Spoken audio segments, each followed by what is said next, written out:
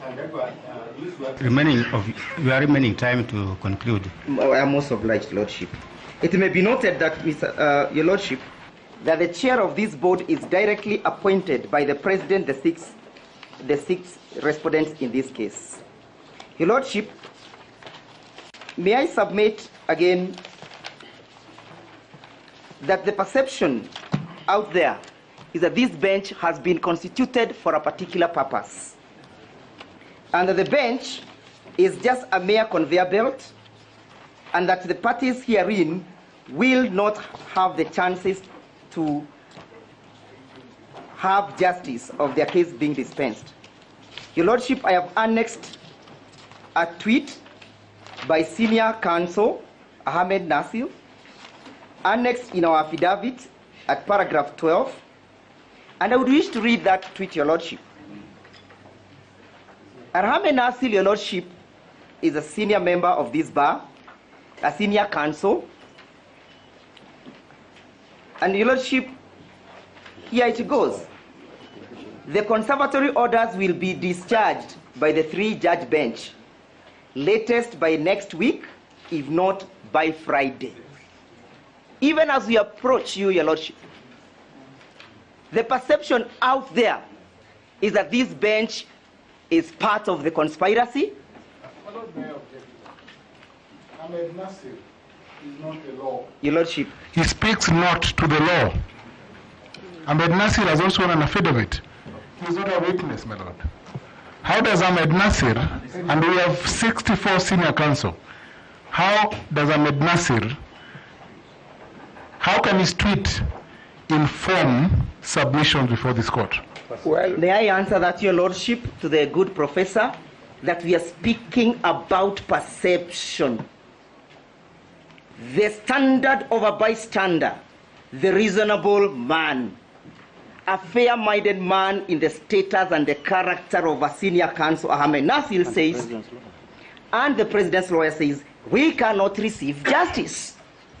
That is the standard. My lord, Ahmed Nasir says that this court will quash. Mr. Ojienda, you will have your time to respond. No, but the point is, he then speaks in your favor. Yes. Pick that line. Let him respond. You will not teach me how to submit. You will pick the line that you so wish.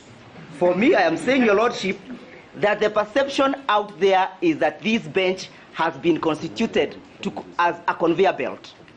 Finally, Your Lordship, this court will remember that on the 16th of October, we moved the court for a mention on the 18th. The court declined to grant that mention and slated our file to be mentioned on the 29th of October. But when they were moved by parties in these proceedings, the court was generous and gracious enough even to sit on a weekend, to sit on a Saturday. Noting that we were before you, you slated our matter for the 29th and never saw the urgency. Your Lordship, how can a fair bystander be convinced that this court will dispense with substantive justice? How can it be said that this court is impartial? Your Lordship, the question of a spouse being linked to a judge, as indicated by Rules 47, is of paramount importance, and it's something that cannot be ignored. Why didn't the court disclose to us? Why did the court conceal? If the court can conceal such kind of apparent evidence, what else is it capable of concealing? Your Lordship, permit me to indicate that in our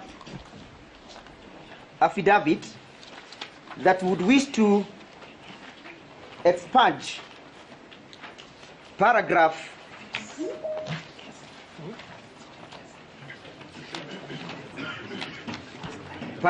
16 of our affidavit, supporting affidavit, will not rely on it, and paragraph 10 of the same affidavit will not rely on the same. But the standard, Your Lordship, is that of a bystander. Ahmed Nasir spoke, and he has a following of over 1 million on his Twitter handle, That is, the perception has been created to the Kenyans that this bench, one, is